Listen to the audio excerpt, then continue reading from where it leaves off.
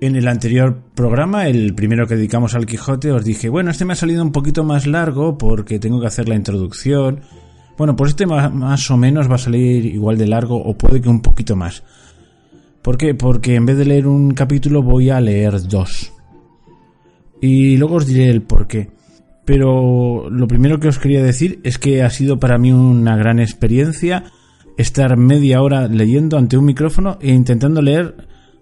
medianamente bien, entonando y procurando que no suene a una persona que está leyendo un prospecto de medicina. Y es realmente muy difícil, no sé lo que habrá salido. En todo caso, os advierto que en la plataforma esta de iVoox hay unos cuantos audiolibros del Quijote muy bien leídos, o sea que si cuando haga la explicación os queréis ir ahí, podéis buscarlo. Yo he hecho lo que he podido, pero pienso que os será más fácil después escucharlo en este mismo audio. Y dicho esto, ¿por qué he unido 2 capítulos en uno? Porque tienen una clara unidad de lugar. Todo pasa en una venta. Digamos que el primer capítulo que voy a leer, el capítulo 2, es el que trata de la primera salida de Don Quijote. Y ahí llega a la venta, se presenta y pasan cosas en la venta. Entre otras cosas, lo que narra el capítulo 3, que es que le arman caballero. Pero fijaos cómo son las cosas. En el capítulo anterior os dije que Cervantes lo redactó todo de un tirón y luego lo dividió en capítulos. Y lo hizo a las buenas de Dios. Sin revisarlo. Y esto se nota en una cosa tan sencilla como la siguiente. El capítulo 2 acaba con la siguiente frase: mas lo que más le fatigaba era el no verse armado caballero por parecerle que no se podría poner legítimamente en aventura alguna sin recibir la orden de caballería. Aquí acaba el capítulo, pues empieza. Capítulo 3. Y así fatigado de este pensamiento, ¿veis? Se podían unir los dos perfectamente, hay una perfecta unidad de escritura. No se entretuvo en retocarlos para que la cosa no fuese tan evidente. Pero no hay más. Al final del capítulo 3 hay la siguiente frase: el ventero, por haberle ya fuera de la venta, con no menos retóricas, aunque con más breves palabras, respondió a las suyas, y sin pedirle la costa de la posada, le dejó ir a la buena hora. Acaba el capítulo 3. Y el 4 empieza así: la del alba sería cuando Don Quijote salió de la venta. ¿Os dais cuenta? Claramente estaba todo redactado de un tirón y luego lo fue partiendo en capítulos de forma artificiosa. El capítulo 4, que ya pasa fuera de la venta, lo dejamos para el próximo programa. Y bueno, ¿qué cosas os podría remarcar de estos 2 capítulos así, que a mí me parecen que merecen ser dichas? Lo primero, una cosa que no lo dije en el pasado capítulo, y es que adarga es sinónimo de escudo, lo digo porque así entenderéis muchas cosas. En estos 2 capítulos que vamos a leer, la ironía llega a su máximo esplendor, la ironía de Cervantes. En primer lugar, cuando vemos a Don Quijote imaginar lo que dirá el sabio encantador, que narrará sus aventuras en un idioma muy elevado que está calcado de los libros de caballería. Cuando lleguemos al capítulo en que se hace el escrutinio, ahora me sale la palabra, es decir, se expurga la librería de Don Quijote y se va haciendo un recuento de los libros, pues os incluiré un párrafo de alguno de esos libros de caballería y lo entenderéis mejor. Eran así de rimbombantes. Y así Don Quijote dice: cuando el rubicundo Apolo extendió... Rubicundo Apolo es el sol, o sea, es un lenguaje absolutamente desmelenado y grandilocuente y recargado. De eso hace parodia. También hace parodia de los arcaísmos que se incluían en esos libros de caballería. Tendemos a pensar que, como en la época de Cervantes la gente combatía a espada, aunque ya habían arcabuces y armas de fuego, y más o menos iban a veces con armaduras o con petos metálicos a las batallas, como los hemos visto en las películas o en los libros de historia, pues estaban muy próximos en el tiempo y en la mentalidad a los caballeros de la Edad Media. Nada más falso. Entre esos caballeros que evoca Don Quijote y el 1600 y poco en el que se estaba redactando el libro habían pasado 200 años largos, casi 300. Es decir, estaba fuera, absolutamente fuera de su época. Es como si ahora, 200 años atrás, nos vamos al 1800, menos porque ahora la historia avanza más deprisa y las cosas cambian. Pues imaginaos solo que aquí se presentase un señor disfrazado, yo qué sé, a la moda de la guerra del 14, con un casco de soldado alemán de estos que tienen el pincho y una cosa que quedaría fuera de lugar. Y pues eso mismo ocurría con Don Quijote, estaba totalmente fuera de su época. Hay que mentalizarse, y esto es lo que hace gracia. También en el lenguaje, usa un lenguaje pues arcaizante, tratando de imitar el lenguaje que usaban los caballeros en las novelas de caballería. Por eso dice, no fuyan, no huyáis, membrarme en vez de acordarme, de tal manera que las gentes normales de la época no lo entendían, y más con las que se encuentran, que eran gente de baja cultura. En concreto, con las primeras que se encuentran, llegan a la venta, son 2 prostitutas, a las que trata como doncellas y altas señoras, y todo ese equívoco es sumamente gracioso. Resumiendo, que si no entendéis a veces lo que dice Don Quijote, pensad que en aquella época tampoco lo entenderían, porque está hablando un lenguaje fuera de época. Luego, otra cosa interesante es que aquí se nos muestra cuál era la literatura popular de la época. Don Quijote en algún momento se acuerda de algunos romances que la gente conocía y eran muy populares, y los adapta a su circunstancia. Y uno de ellos incluso es capaz de seguirlo el ventero, cuando dice que él duerme en cualquier sitio y empieza a recitar el dicho romance, y lo continúa el ventero diciendo: así pues, vuestro dormir serán los duros peñascos. Eran lugares comunes de la época, como iba a decir como las canciones ahora de moda, que uno las empieza a tararear y otro las continúa. Pues eso era lo que se llevaba en la época. Luego hay alusiones continuas a la mitología clásica, así dice no menos ladrón que Caco, o el rubicundo Apolo, que antes he nombrado, porque entre la gente que se creía culta había una gran admiración por el mundo clásico griego y romano.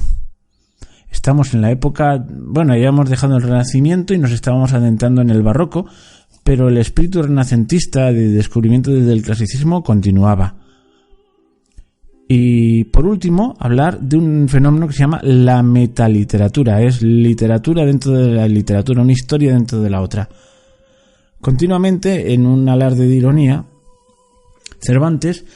dice estar transcribiendo, eso lo se verá más claro, porque en algún momento cita incluso al autor de las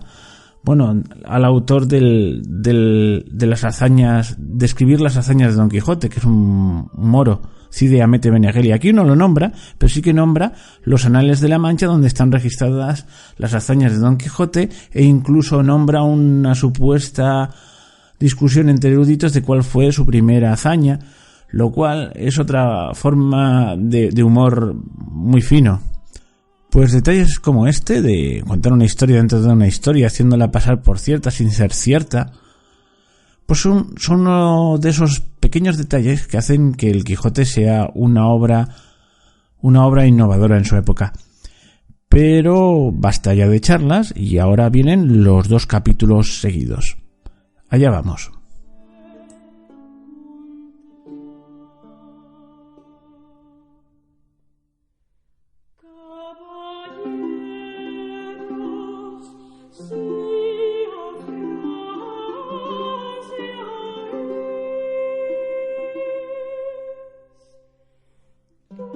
Capítulo 2, que trata de la primera salida que de su tierra hizo el ingenioso Don Quijote. Hechas pues estas prevenciones, no quiso aguardar más tiempo a poner en efecto su pensamiento, apretándole a ello la falta que él pensaba que hacía en el mundo su tardanza, según eran los agravios que pensaba deshacer, tuertos que enderezar, sin razones que enmendar, y abusos que mejorar y deudas que satisfacer, y así, sin dar parte a persona alguna de su intención y sin que nadie le viese, una mañana, antes del día, que era uno de los calurosos del mes de julio, se armó de todas sus armas, subió sobre Rocinante, puesta su mal compuesta celada, embrazó su adarga, tomó su lanza y por la puerta falsa de un corral salió al campo, con grandísimo contento y alborozo de ver con cuánta facilidad había dado principio a su buen deseo. Mas apenas se vio en el campo, cuando le asaltó un pensamiento terrible y tal que por poco le hiciera dejar la comenzada empresa. Y fue que le vino a la memoria que no era armado caballero y que, conforme a la ley de caballería, ni podía ni debía tomar armas con ningún caballero, y puesto que lo fuera, había de llevar armas blancas como novel caballero, sin empresa en el escudo, hasta que por su esfuerzo la ganase. Estos pensamientos le hicieron titubear en su propósito, mas, pudiendo más su locura que otra razón alguna, propuso de hacerse armar caballero del primero que topase, a imitación de otros muchos que así lo hicieron, según él había leído en los libros que tal le tenían. En lo de las armas blancas, pensaba limpiarlas de manera, en teniendo lugar, que lo fuesen más que un armiño, y con esto se quietó y prosiguió su camino sin llevar otro que aquel que su caballo quería, creyendo que en aquello consistía la fuerza de las aventuras. Yendo, pues, caminando nuestro flamante aventurero, iba hablando consigo mismo y diciendo: ¿quién duda sino que en los venideros tiempos, cuando salga a luz la verdadera historia de mis famosos hechos, que el sabio que los escribiere no ponga, cuando llegue a contar esta mi primera salida tan de mañana, de esta manera: apenas había el rubicundo Apolo tendido por la faz de la ancha y espaciosa tierra las doradas hebras de sus hermosos cabellos, y apenas los pequeños y pintados pajarillos con sus arpadas lenguas habían saludado con dulce y meliflua armonía la venida de la rosada aurora, que, dejando la blanda cama del celoso marido, por las puertas y balcones del manchego horizonte a los mortales se mostraba, cuando el famoso caballero Don Quijote de la Mancha, dejando las ociosas plumas, subió sobre su famoso caballo Rocinante y comenzó a caminar por el antiguo y conocido campo de Montiel. Y era verdad que por él caminaba, y añadió diciendo: dichosa edad y siglo dichoso aquel a donde saldrán a luz las famosas hazañas mías, dignas de entallarse en bronces, esculpirse en mármoles y pintarse en tablas para memoria en lo futuro. Oh tú, sabio encantador, quien quiera que seas, a quien ha de tocar el ser coronista de esta peregrina historia, ruégote que no te olvides de mi buen Rocinante, compañero eterno mío en todos mis caminos y carreras. Luego volvía diciendo, como si verdaderamente fuera enamorado: oh princesa Dulcinea, señora de este cautivo corazón, mucho agravio me habedes fecho en despedirme y reprocharme con el riguroso afincamiento de mandarme no parecer ante vuestra fermosura.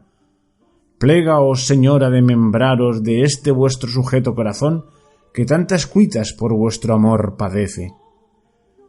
Con estos iba ensartando otros disparates, todos al modo de los que sus libros le habían enseñado, imitando en cuanto podía su lenguaje.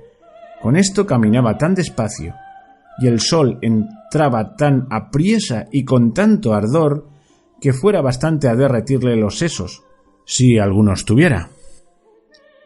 Casi todo aquel día caminó sin acontecerle cosa que de contar fuese, de lo cual se desesperaba, porque quisiera topar luego con quien hacer experiencia del valor de su fuerte brazo. Autores hay que dicen que la primera aventura que le avino fue la del Puerto Lápice, otros dicen que la de los molinos de viento, pero lo que yo he podido averiguar en este caso y lo que he hallado escrito en los anales de la Mancha es que él anduvo todo aquel día y, al anochecer, su rocín y él se hallaron cansados y muertos de hambre, y que, mirando a todas partes por ver si descubrían algún castillo o alguna majada de pastores donde recogerse y a donde pudiese remediar su mucha hambre y necesidad, vio a lo lejos del camino por donde iba una venta que fue como si viera una estrella que no a los portales sino a los alcázares de su redención le encaminaba. Dióse priesa a caminar y llegó a ella a tiempo que anochecía. Estaban acaso a la puerta dos mujeres mozas, de esas que llaman del partido,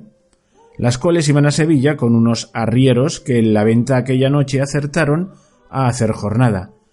Y como a nuestro aventurero todo cuanto pensaba, veía o imaginaba le parecía ser hecho y pasar al modo de lo que había leído, luego que vio la venta se la representó que era un castillo, con sus 4 torres y chapiteles, de luciente plata, sin faltarle su puente levadiza y honda cava, con todos aquellos adherentes que semejantes castillos se pintan. Fuese llegando a la venta que a él le parecía castillo, y a poco trecho de ella detuvo las riendas a Rocinante, esperando que algún enano se pusiese entre las almenas a dar señal, con alguna trompeta, de que llegaba caballero al castillo. Pero como vio que se tardaban y que Rocinante se daba priesa por llegar a la caballeriza, se llegó a la puerta de la venta y vio a las 2 distraídas mozas que allí estaban, que a él le parecieron 2 hermosas doncellas o 2 graciosas damas que delante de la puerta del castillo se estaban solazando. En esto sucedió acaso que un porquero que andaba recogiendo de unos rastrojos una manada de puercos, que sin perdón así se llaman, tocó un cuerno, a cuya señal ellos se recogen, y al instante se le representó a Don Quijote lo que deseaba, que era que algún enano hacía señal de su venida. Y así, con extraño contento llegó a la venta y a las damas, las cuales, como vieron venir un hombre de aquella suerte armado y con lanza y adarga, llenas de miedo se iban a entrar en la venta. Pero Don Quijote, coligiendo por su huida su miedo, alzándose la visera de papelón y descubriendo su seco y polvoroso rostro, con gentil talante y voz reposada les dijo: «Non fuyan las vuestras mercedes, ni teman desaguisado alguno, ca a la orden de caballería que profeso non toca ni atañe facerle a ninguno, cuanto más a tan altas doncellas como vuestras presencias demuestran». Mirábanle las mozas y andaban con los ojos buscándole el rostro, que la mala visera le encubría. Mas como se oyeron llamar doncellas, cosa tan fuera de su profesión, no pudieron tener la risa, y fue de manera que Don Quijote vino a correrse y a decirles: «Bien parece la mesura en las fermosas, y es mucha sandez además la risa que de leve causa procede, pero non vos lo digo porque os acuitedes, ni mostredes mal talante, que el mío non es de al que de serviros». El lenguaje no entendido de las señoras y el mal talle de nuestro caballero acrecentaba en ellas la risa y en él el enojo, y pasara muy adelante si a aquel punto no saliera el ventero, hombre que, por ser muy gordo, era muy pacífico, el cual, viendo aquella figura contrahecha, armada de armas tan desiguales como eran la brida, lanza, adarga y coselete, no estuvo en nada en acompañar a las doncellas en las muestras de su contento. Mas, en efecto, temiendo la máquina de tantos pertrechos, determinó de hablarle comedidamente y así le dijo: «Si vuestra merced, señor caballero, busca posada, amén del lecho, porque en esta venta no hay ninguno, todo lo demás se hallará en ella en mucha abundancia». Viendo Don Quijote la humildad del alcaide de la fortaleza que tal le pareció a él el ventero y la venta, respondió: «Para mí, señor castellano, cualquier cosa basta, porque mis arreos son las armas, mi descanso el pelear, etc». Pensó el huésped que el haberle llamado castellano había sido por haberle parecido de los sanos de Castilla, aunque él era andaluz y de los de la playa de Sanlúcar, no menos ladrón que caco ni menos maleante que estudiante paje, y así le respondió: «Según eso, las camas de vuestra merced serán duras peñas y su dormir siempre velar, y siendo así bien se puede apear con seguridad de hallar en esta choza ocasión y ocasiones para no dormir en todo un año, cuanto más en una noche». Y diciendo esto fue a tener el estribo a Don Quijote, el cual se apeó con mucha dificultad y trabajo, como aquel que en todo aquel día no se había desayunado. Dijo luego al huésped que le tuviese mucho cuidado de su caballo, porque era la mejor pieza que comía pan en el mundo. Miróle el ventero y no le pareció tan bueno como Don Quijote decía, ni aun la mitad, y acomodándole la caballeriza volvió a ver lo que su huésped mandaba, al cual estaban desarmando las doncellas, que ya se habían reconciliado con él, las cuales, aunque le habían quitado el peto y el espaldar, jamás supieron ni pudieron desencajarle la gola, ni quitalle la contrahecha celada, que traía atada con unas cintas verdes, y era menester cortarlas por no poderse quitar los ñudos, mas él no lo quiso consentir en ninguna manera, y así se quedó toda aquella noche con la celada puesta, que era la más graciosa y extraña figura que se pudiera pensar, y al desarmarse, como él se imaginaba que aquellas traídas y llevadas que le desarmaban eran algunas principales señoras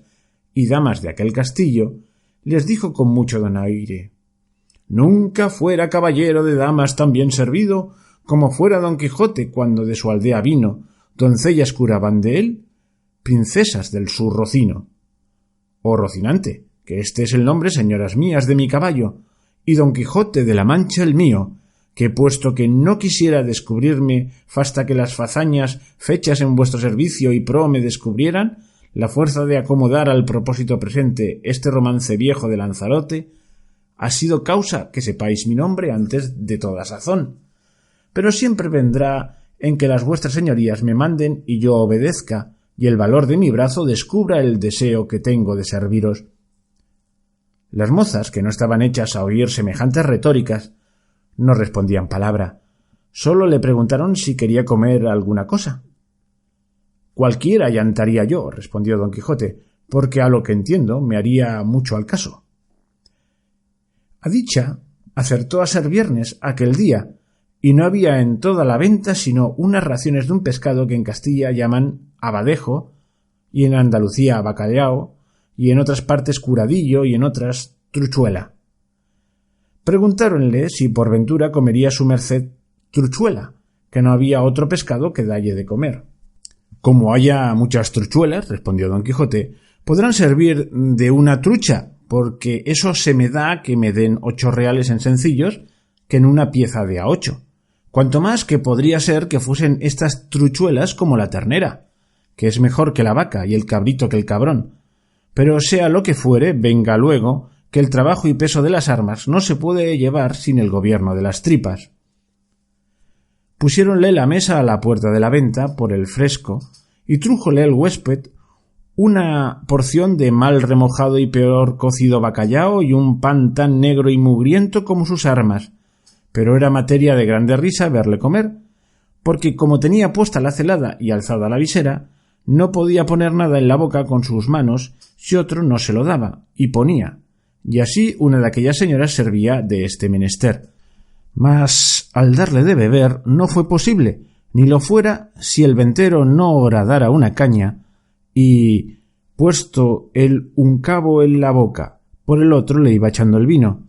y todo esto lo recibía en paciencia, a trueco de no romper las cintas de la celada. Estando en esto llegó acaso a la venta un castrador de puercos, y así como llegó sonó su silbato de cañas 4 o 5 veces,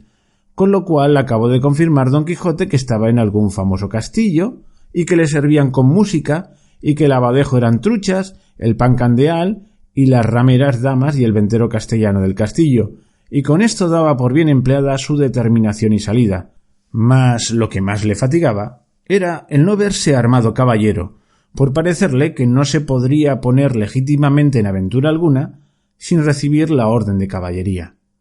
Capítulo 3, donde se cuenta la graciosa manera que tuvo Don Quijote en armarse caballero. Y así, fatigado de este pensamiento, abrevió su venteril y limitada cena, la cual acabada llamó al ventero y, encerrándose con él en la caballeriza, se hincó de rodillas ante él, diciéndole: «No me levantaré jamás de donde estoy, valeroso caballero, fasta que la vuestra cortesía me otorgue un don que pedirle quiero, el cual redundará en alabanza vuestra y en pro del género humano». El ventero, que vio a su huésped a sus pies y oyó semejantes razones, Estaba confuso mirándole, sin saber qué hacerse ni decirle, y porfiaba con él que se levantase, y jamás quiso, hasta que le hubo de decir que él le otorgaba el don que le pedía.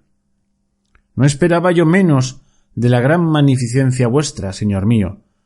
respondió don Quijote. Y así os digo que el don que os he pedido y de vuestra liberalidad me ha sido otorgado es que mañana en aquel día me habéis de armar caballero y esta noche en la capilla de este vuestro castillo velaré las armas y mañana, como tengo dicho, se cumplirá lo que tanto deseo, para poder, como se debe, ir por todas las 4 partes del mundo buscando las aventuras en pro de los menesterosos, como está a cargo de la caballería y de los caballeros andantes como yo soy, cuyo deseo a semejantes fazañas es inclinado. El ventero, que como está dicho era un poco socarrón y ya tenía algunos barruntos de la falta de juicio de su huésped, acabó de creerlo cuando acabó de oírle semejantes razones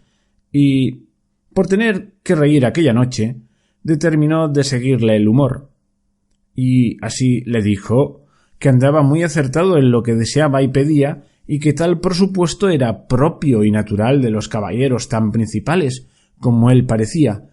y como su gallarda presencia mostraba, y que él mismo, en los años de su mocedad, se había dado a aquel honroso ejercicio, andando por diversas partes del mundo buscando sus aventuras, sin que hubiese dejado los Percheles de Málaga, Islas de Riarán, Compás de Sevilla, Azoguejo de Segovia, La Olivera de Valencia, Rondilla de Granada, Playa de Sanlúcar, Potro de Córdoba y las Ventillas de Toledo y otras diversas partes, donde había ejercitado la ligereza de sus pies, sutileza de sus manos, haciendo muchos tuertos, recuestando muchas viudas, deshaciendo algunas doncellas y engañando a algunos pupilos y, finalmente, dándose a conocer por cuantas audiencias y tribunales hay casi en toda España, y que al último se había venido a recoger a aquel su castillo, donde vivía con su hacienda y con las ajenas, recogiendo en él a todos los caballeros andantes de cualquier calidad y condición que fuesen, sólo por la mucha afición que les tenía, y porque partiesen con él de sus haberes, en pago de su buen deseo.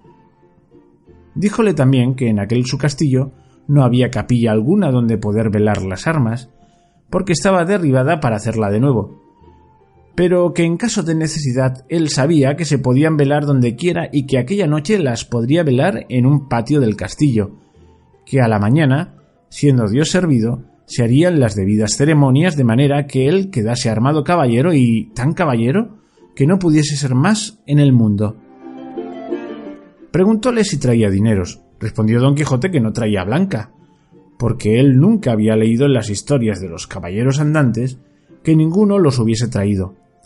A esto dijo el ventero que se engañaba, que puesto caso que en las historias no se escribía, por haberles parecido a los autores de ellas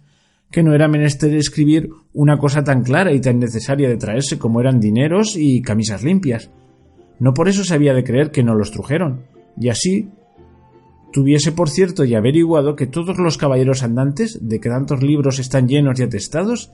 llevaban bien herradas las bolsas, por lo que pudiese sucederles, y que asimismo llevaban camisas y una arqueta pequeña llena de ungüentos para curar las heridas que recibían, porque no todas las veces en los campos y desiertos donde se combatían y salían heridos había quien los curase, si ya no era que tenían algún sabio encantador por amigo, que luego los socorría, trayendo por el aire en alguna nube alguna doncella o enano, con alguna redoma de agua de tal virtud que engustando alguna gota de ella, luego al punto quedaban sanos de sus llagas y heridas, como si mal alguno hubiesen tenido, mas que, en tanto que esto no hubiese, tuvieron los pasados caballeros por cosa acertada que sus escuderos fuesen proveídos de dineros y de otras cosas necesarias, como eran hilas y ungüentos para curarse. Y cuando sucedía que los tales caballeros no tenían escuderos, que eran pocas y raras veces, ellos mismos lo llevaban todo en unas alforjas muy sutiles que casi no se parecían a las ancas del caballo, como que era otra cosa de más importancia, porque no siendo por ocasión semejante esto de llevar alforjas, no fue muy admitido entre los caballeros andantes, y por esto le daban por consejo pues aún se lo podía mandar como a su ahijado, que tan presto lo había de ser, que no caminase de allí adelante sin dineros y sin las prevenciones referidas, y que vería cuán bien se hallaba con ellas cuando menos se pensase. Prometióle don Quijote de hacer lo que se le aconsejaba con toda puntualidad, y así se dio luego orden como velase las armas en un corral grande que a un lado de la venta estaba, y recogiéndolas don Quijote todas las puso sobre una pila que junto a un pozo estaba, y embrazando su adarga asió de su lanza y con gentil continente se comenzó a pasear delante de la pila, y cuando comenzó el paseo comenzaba a cerrar la noche. Contó el ventero a todos cuantos estaban en la venta la locura de su huésped, la vela de las armas y la armazón de caballería que esperaba. Admiráronse de tan extraño género de locura y fuéronselo a mirar desde lejos, y vieron que con sosegado ademán unas veces se paseaba, otras, arrimado a su lanza, ponía los ojos en las armas sin quitarlos por un buen espacio de ellas. Acabó de cerrar la noche, pero con tanta claridad de la luna que podía competir con el que se la prestaba, de manera que cuanto el novel caballero hacía era bien visto de todos. Antojósele en esto a uno de los arrieros que estaban en la venta ir a dar agua a su recua, y fue menester quitar las armas de don Quijote, que estaban sobre la pila, el cual, viéndole llegar en voz alta, le dijo: «Oh tú, quien quiera que seas, atrevido caballero, que llegas a tocar las armas del más valeroso andante que jamás se ciñó espada. Mira lo que haces y no las toques si no quieres dejar la vida en pago de tu atrevimiento». No se curó el arriero de estas razones, y fuera mejor que se curara, porque fuera a curarse en salud. Antes, trabando de las correas, las arrojó gran trecho de sí, lo cual visto por don Quijote alzó los ojos al cielo y puesto el pensamiento a lo que pareció en su señora Dulcinea dijo: «Acorredme, señora mía, en esta primera afrenta que a este vuestro avasallado pecho se le ofrece, no me desfallezca en este primero trance vuestro favor y amparo».